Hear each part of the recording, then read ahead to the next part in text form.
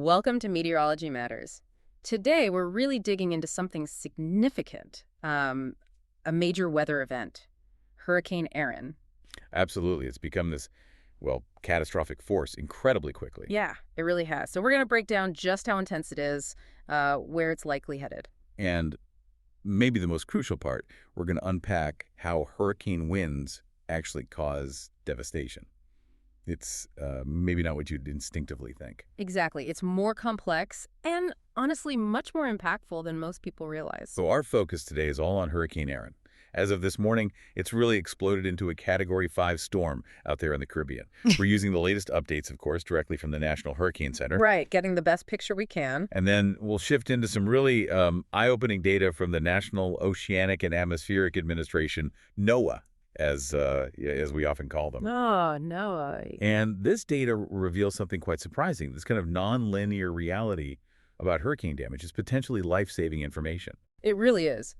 Our mission for you today is pretty clear, give you a solid understanding of Erin, which is, well, a powerful case study right now. Definitely. But it's more than just Erin. We want to equip you with this critical knowledge about wind damage itself.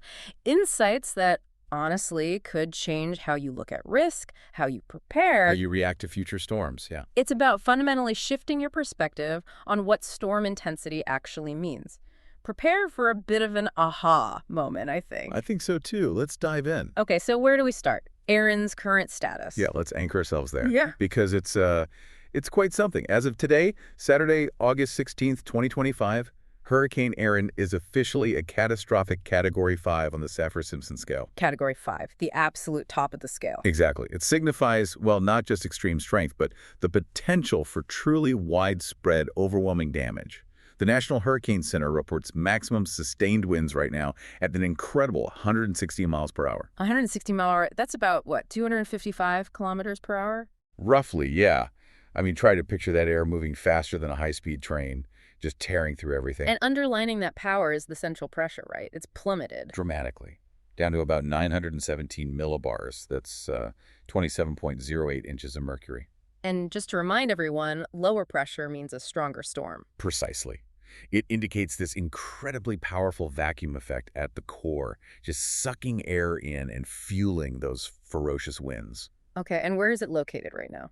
It's currently about 105 miles or 170 kilometers north of Anguilla and roughly 270 kilometers north of Anguilla and roughly 275 miles, 375 kilometers east-northeast of San Juan, Puerto Rico. And it's moving pretty steadily. Yeah, moving west at 17 miles per hour, that's 28 kilometers per hour. It's not stationary, it's progressing. A fast-moving threat. What's really striking, though, isn't just the current power, it's how fast it got this strong. That is honestly the shocking part. This wasn't a monster yesterday. Erin went from a tropical storm to a Category 5 hurricane in, get this, just 24 hours. 24 hours, that's almost unbelievable. It really is. Think about that. One day, from a strong but manageable storm to the absolute peak of hurricane intensity. Wow.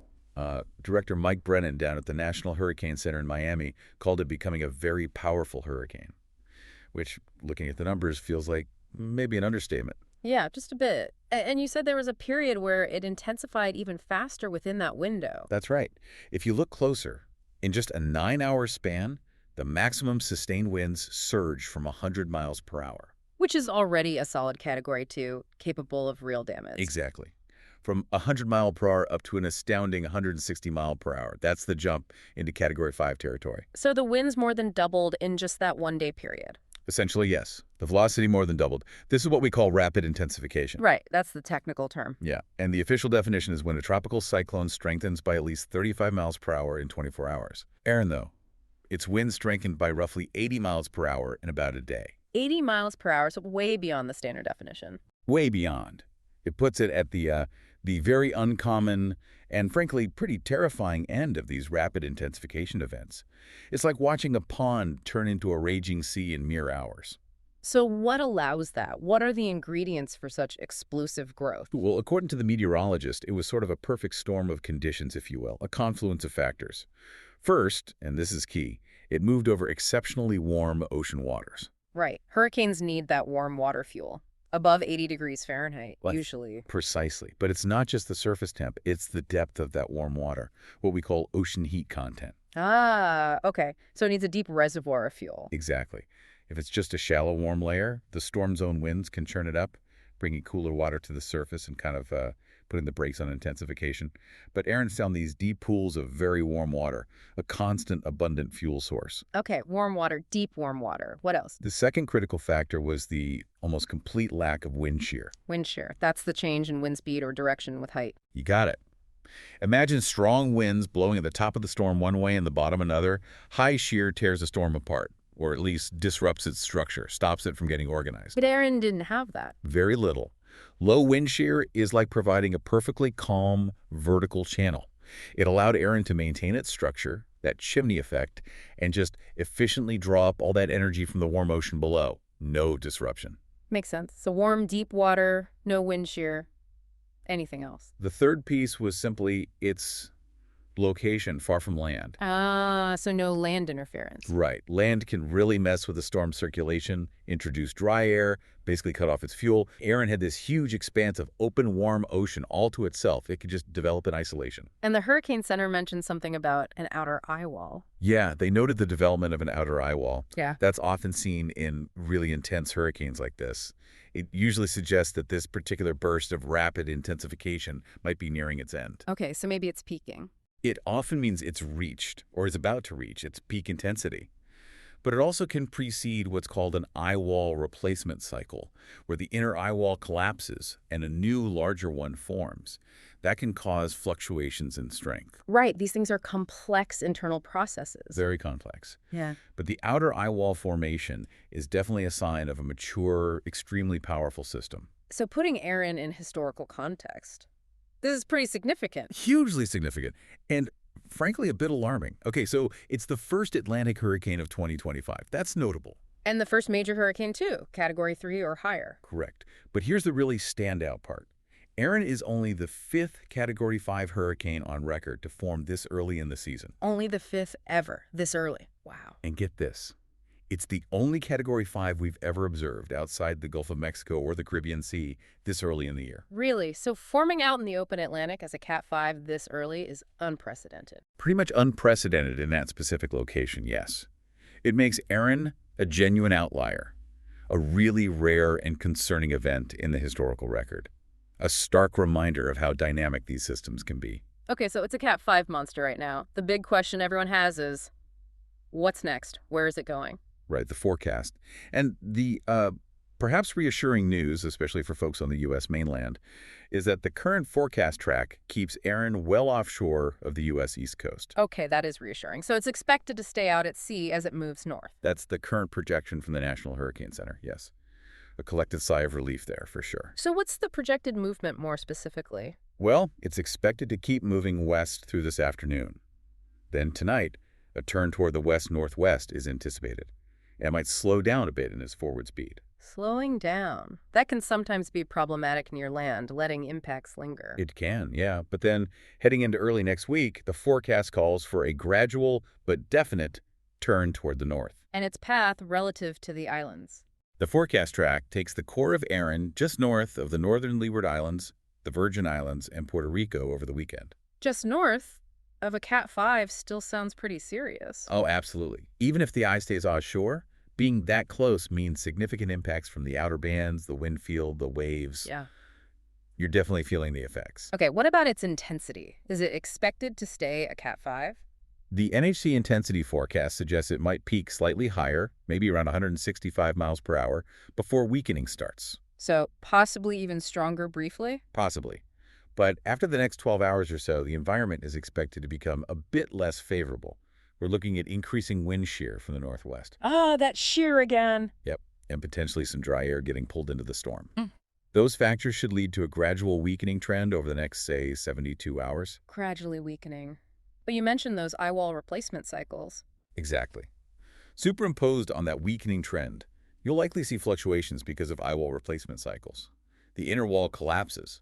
A new outer one forms and contracts. They can temporarily weaken it, or sometimes it re-strengthens afterward, often emerging larger. So it's not necessarily a smooth decline. Not at all. It's a very dynamic process in these intense storms. And what happens further out, beyond 72 hours? Beyond the 72 to 96-hour mark, Erin is expected to move further north into the westerlies. That's where the wind shear gets much stronger. And that should weaken it more significantly. Yes, that increased shear will likely lead to a faster weakening trend. It could drop below major hurricane status by then. But there's a catch, right? About its size. The huge catch. Even as the peak intensity might decrease, the forecast models strongly agree that the storm's overall size will increase significantly. Grow larger. How much larger? The forecast suggests its tropical storm force wind field, the area experiencing winds of 39 miles per hour or more, could double or even triple in size by the middle of next week. Wow, triple in size. So even a weaker Erin, intensity-wise, could have a much bigger footprint. Exactly. A massive footprint. And that means widespread rough seas, dangerous surf, and potential impacts felt far, far from the center, across a huge swath of the western Atlantic. Okay, let's break down those specific impacts then. What are the immediate hazards? Rainfall first. Right, rainfall. Heavy rain is expected to continue through Sunday across the northern Leeward Islands, the Virgin Islands, and Puerto Rico. How much are we talking? Generally 2 to 4 inches, but some isolated spots could see up to 6 inches. And 2 to 4 inches maybe doesn't sound like a huge amount, but on those islands. Exactly. Given the mountainous terrain, steep slopes, and populated coastlines, that amount of rain can quickly lead to dangerous runoff. Flash flooding is a major concern, especially in urban areas where drainage gets overwhelmed. And landslides, mudslides too. Definitely. We've seen it time and again. Water can be just as destructive, if not more so, than the wind in these situations. It can trigger landslides that cut off roads, isolate communities, destroy homes. Okay, so rainfall is a major concern. What about the wind itself? Well, the truly catastrophic hurricane-force winds are forecast to stay mostly offshore, thankfully. But tropical storm conditions, sustained winds 39 to 73 miles per hour, are possible in the areas under watch, specifically St. Martin, St. Bart's, St. Martin, through today. And gusts will be stronger. Oh, yeah. Tropical storm force gusts are likely in the outer rain bands hitting parts of the northern leewards tonight and then spreading to the Virgin Islands and Puerto Rico later today and through Sunday. Anywhere else? Those gusts are also possible, maybe less frequent, over the Turks and Caicos and the southeast Bahamas as Erin moves northwestward. How large is the wind field right now? Currently, the hurricane-force winds extend out only about 30 miles from the center. It's a relatively tight core for a Cat-5. Okay, relatively small core of extreme winds. But the tropical storm force winds extend outward up to 140 miles, mostly north of the center. So that shows you the broader reach, even now. And that reach is expected to grow, as you said. Dramatically. Which leads us to the next big hazard. The surf and rip currents. Ah, yeah. Always dangerous, even far from the storm. And with a storm this powerful and large, they're expected to be life-threatening. The swells generated by Erin will pound the coasts of the northern leewards, Virgin Islands, Puerto Rico, Hispaniola, Turks and Caicos through the weekend. And those swells travel far, don't they? Very far. This is critical. Those dangerous swells will then spread north and west, reaching the Bahamas, Bermuda, and eventually the entire U.S. East Coast early next week. That includes Florida's Atlantic beaches. So even if Erin is hundreds of miles away, the beaches here could see dangerous conditions. Absolutely.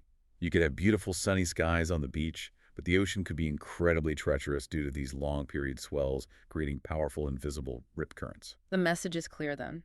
Respect the water. Pay attention to warnings. Absolutely. Red flags mean stay out. Even strong swimmers can be easily swept away. It's just not worth the risk. What about Bermuda specifically? They seem potentially closer to the track later on. Yes, interests in Bermuda definitely need to keep monitoring Erin very closely.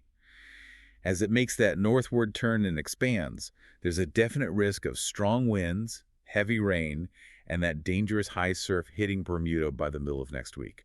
Okay. Anything else brewing out there? You mentioned the Hurricane Center monitors other things. They are watching a weak area of low pressure off the coast of North Carolina. But the chances of it developing are pretty low right now, only about 10% over the next few days. Why so low? Unfavorable conditions expected, mainly increasing wind shear moving into that area by Monday. So while they track everything, Erin is absolutely the main event, the dominant feature demanding all the attention. Right. It completely dominates the Atlantic basin right now. And its sheer power is what really forces us to confront what that power means for damage, for impact. Which brings us perfectly to that insight about wind damage we talked about earlier. Because understanding Erin's intensity is one thing, but understanding how that intensity translates to destruction is another level. Exactly. This is where we need to adjust our intuition. The Saffir-Simpson scale, categories 1 through 5 based on wind speed, it's useful, gives us a quick reference. And it gives those general damage descriptions, damage to roof shingles for a Cat 1, catastrophic damage for a Cat 5. Right, and those descriptions are helpful for context. But the scale itself doesn't fully convey the exponential jump in destructive potential between categories. This is a common misunderstanding, isn't it? People think linearly. Very much so. You hear it goes from Cat 1 to Cat 2, you might think, okay, a bit more damage. Or if the wind speed doubles, say 75 mile per hour to 150 mile per hour. You instinctively think, okay, double the wind, maybe double the damage. Right. Or maybe even quadruple if you know a little physics about wind pressure being related to velocity squared. Ah, okay, so some might get that far. Some might. But the reality, based on the data crunched by NOAA, the National Oceanic and Atmospheric Administration, is far more dramatic. This is the real aha moment. It's not linear, not even simply squared. It's like earthquake scales or sound decibels, not a simple step-by-step increase. Precisely. Hurricane damage potential increases logarithmically, or you could even describe it as exponentially. The core physics is that wind force goes up with the square of the wind speed. Double the speed, 4 times the pressure. Okay, 4 times the pressure. That's already significant. It is, but that's just the start. Because when you factor in everything else a hurricane brings, the storm surge, the flooding from torrential rain, the tornadoes that can spin up in the bands, All those other destructive elements. they compound it. And when researchers looked at normalized cost data, adjusting for inflation, population changes, wealth over decades to compare storms fairly whole, they found something staggering. What did they find? An eighth power relationship between wind speed increases and the resulting damage costs, category to category. Eighth power. That sounds Ugh. astronomical. Can you break that down? It is hard to grasp intuitively. Let's use that example. Doubling the wind speed from 75 mile per hour, a minimal Cat 1, Okay. to 150 mile per hour, a strong Cat 4. Right. Double the speed. It does not mean double the damage. It doesn't even mean 4 times the damage from the pressure increase. Based on that eighth power relationship found in the damage data, it means potentially 256 times the damage. 256 times. 256 times. It's 2 raised to the power of 8. 2 by 2 by 2 by 2 by 2 by 2 by 2 by 2 by 2. That is the mind-blowing reality of how destruction potential escalates with wind speed. Why such a huge jump? Is it just things breaking more spectacularly? It's about thresholds and cascading failures. That quadrupled wind pressure pushes structures beyond just cosmetic damage. It finds weaknesses. A roof panel fails, letting wind inside the structure, pressurizing it like a balloon. Ah, and then it can blow walls outward. Exactly. Or water pours in, ruining interiors, adding weight. One failure leads to another, leading to total structural collapse much more easily. It's not just more damage, it's a different kind of failure mode. That makes sense. The historical data must back this up strongly. Absolutely starkly. Consider this. Major hurricanes, category 3, 4, and 5, they only make up about 24% less than a quarter of all hurricanes that make landfall. Okay, a minority of storms. But that minority, that 24%, is responsible for over 85% of all hurricane-related damage costs. 85% of the damage from less than a quarter of the storms. Yes. That statistic alone powerfully shows you this isn't a linear scale of destruction. The damage is overwhelmingly concentrated in those stronger storms. It's the difference between repairs and total ruin. And it's not just the jump between categories, right? Even smaller increases matter disproportionately. Hugely. Let's look within categories or just small jumps. A 95 mile per hour hurricane, still a Cat 1, can cause nearly 7 times the damage of a 75 mile per hour hurricane. 7 times the damage from just a 20 mile per hour increase. Exactly. That's not intuitive at all. It highlights how sensitive damage potential is to wind speed increases, especially as speeds get higher. What about around the Cat 2 threshold? Okay, think about going from 100 mile per hour, that's a Cat 2, maybe a 10x damage multiplier compared to our 75 mile per hour baseline, to 110 mile per hour, still a Cat 2. Right, just 10 mile per hour faster. That 10 mile per hour increase more than doubles the potential damage again, jumping the multiplier to around 21x. Wow.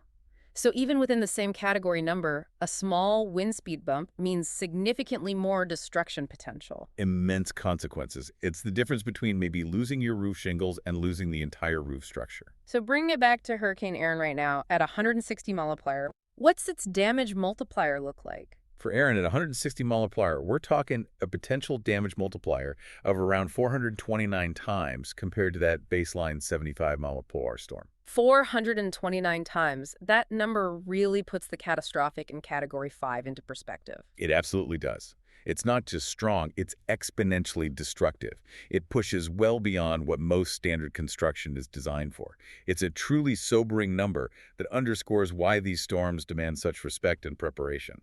So the absolute key takeaway here for everyone listening. Is that because damage potential increases so dramatically, logarithmically, exponentially, you should never be complacent about wind speed increases. Don't hear it strengthened by 10 mile per hour and think, oh, that's not much.